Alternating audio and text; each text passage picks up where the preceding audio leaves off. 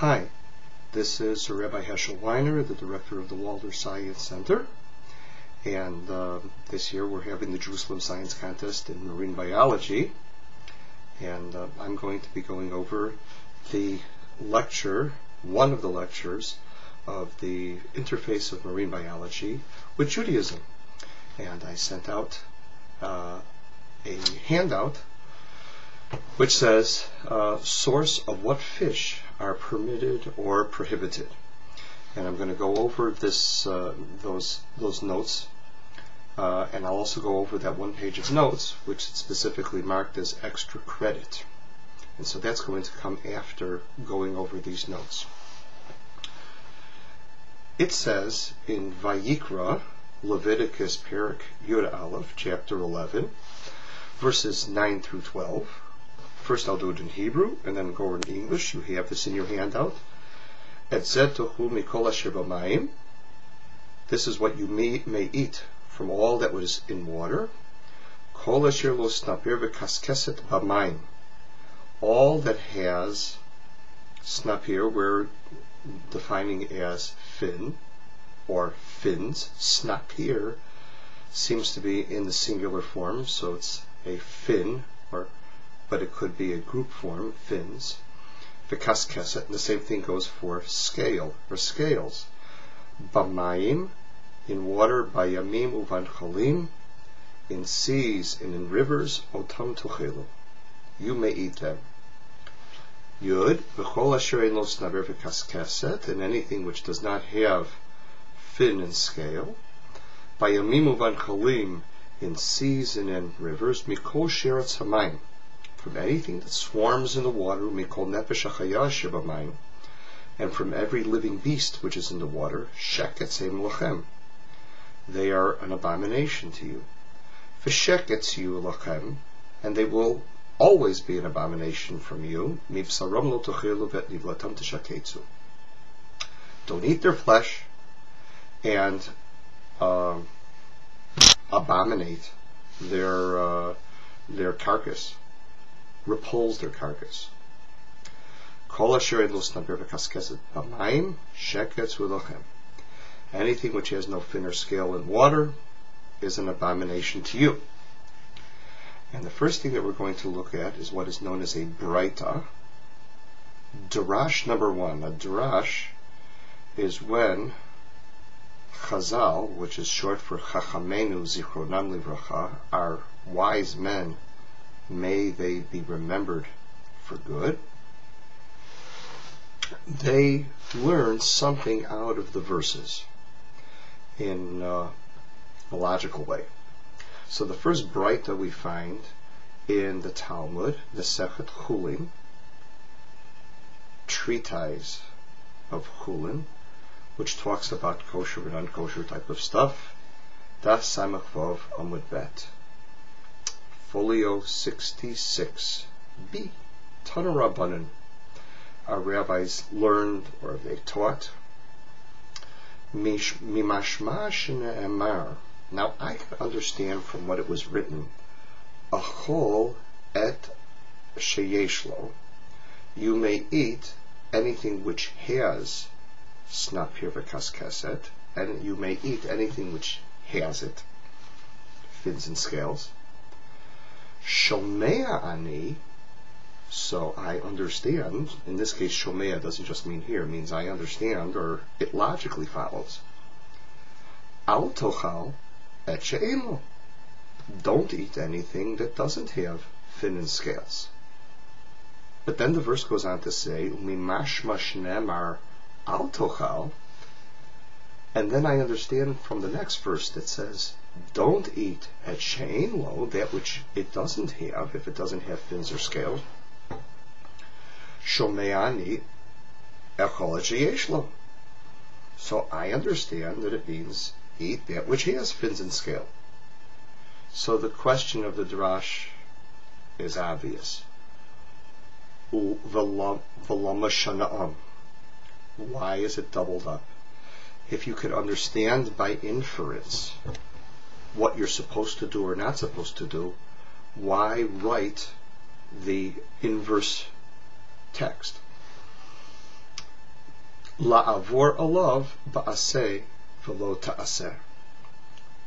So the answer that the Darash gives is that if one eats an unkosher fish, they have violated both a negative command mitzvah lo ta'aseh, where the Torah tells us not to do something, and at the same time the person is also violating or nullifying or ignoring a positive command, a mitzvah aseh, in which the Torah tells us to do something. So that's Darash number 1. So when a person eats a lobster or a clam, they are in violation of both a negative command of the Torah and a positive command of the Torah. Which I don't know if this would be an extra credit or anything like that, but the consequence is that you know that if a person violates a negative command, there are certain prescribed punishments, atonements, which are given in the Torah, one of which is called malkot, of being whipped by the court in the event that there's witnesses who witness, etc., etc. But also for the violation of a positive command, a person is then put into an obligation to bring a sacrifice known as an olah, a bird sacrifice. Okay, let's go into Drash number 2. Drash number 2 is found in the Sifra, Parshat Shmini, Parsha Gimel, and section Yud Aleph. Kol asher ein lo snapir kaskes b'mayim. Anything which does not have fins or scale in water.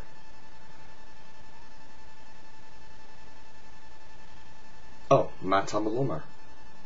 What was the point in the Torah saying it? This is talking about the second verse. This is talking about verse Yud Bet, which seems to be an extra verse because it was already taken care of previously. So, matam lomar. Why does the Torah need to say it? Shiyachol, because I might have thought. Ein li ela hamala simani tahara shelo leyabasha. The only time you could ever eat a kosher fish is when it continues to have its fins and scales after you've gathered it from the water. In other words, even if you've taken it on the dry land, it must continue to bear the fins and scales. Hishiro b'mayim minayim. How do you know that if the scales, well, I guess fins too, it's harder for a fin to fall off, but I guess a fin could fall off, that if the fin or scale fell off in the water, Talmud Lomar b'mayim. The Torah therefore tells us that it only needs to be in the water, that the simanei tahara, that the signs of kosherness only need to be in the water. And if they fall off in the water, even though they're no longer on the animal, on the fish, once it's taken out of the land, onto the land, the fish is still kosher. Okay, that's Drash number 2. Now there's a very interesting Mishnah which is found in Masechet Nida, Treatise Nida, page Nun Aleph Amud Bet, 51, folio 51b. And it's a sweeping statement. And by the way, you know that the Mishnayot were brought to you by the same people who brought you the Braitot. They're like the source halakha in the Talmud upon which the later rabbis, the Amoraim, discussed. They discussed the Mishnah. Alright, so the Mishnah says, Kol sheyesh lo kaskeset, anything which has scales, or a scale, yesh lo snapir, also has fins. V'yesh sheyesh lo snapir, ve'en lo kaskeset. And there are some creatures that have fins but don't have scales. translation. Oh, well, I just gave you the translation. So the Gemara, the discussion of the Mishnah is as follows. Kol sheyesh lo kaskeset, dag tahor, yesh, anything which has scales is a kosher fish. Yesh sheyesh lo snapir ve'en lo kaskeset, and there are those that which have fins and no scales. Dag tameh is a non-kosher fish. Michti. Let's look at this more closely. Let's analyze. Analyze that. Anan akaskeset samchina.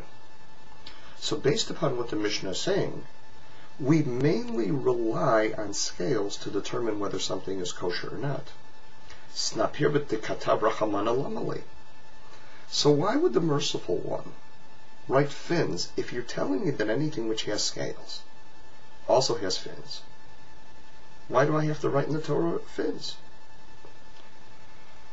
So the Talmud answers, Ilo katav rachamana snapir. Had the Torah not written the word snapir, which we're now defining as fin, hava amina, I would have thought, my kaskeset kata diktiv. Now, if you're going on the premise that the Torah did not have the word snapir, so you are in your mind rewriting the Torah, and now in your mind's eye you are reading a verse that does not have the word snapir. All it says, kol asher yesh lo kaskeset.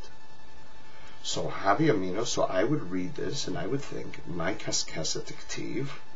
When I see that word kaskeset and I'm trying to define the word kaskeset, snapir, I would say that it means fin, because the word lekaskes or lekashkesh means to move back and forth. To actually, the simple meaning of kaskeset means something which has repeated motion back and forth. That's, if you take a look in a Hebrew dictionary, lekashkesh means to move something back and forth. So I would figure that the word kaskeset means fins. Va'afilu dag tameh. And that would open a whole range of fish that have fins and no scales. Non-kosher fish. Katav rachamana snapir v'kaskeset. Therefore the Torah writes snapir v'kaskeset, that you know, well, I have to define two things. And since I have to define two things, one of them is scales and one of them is fins.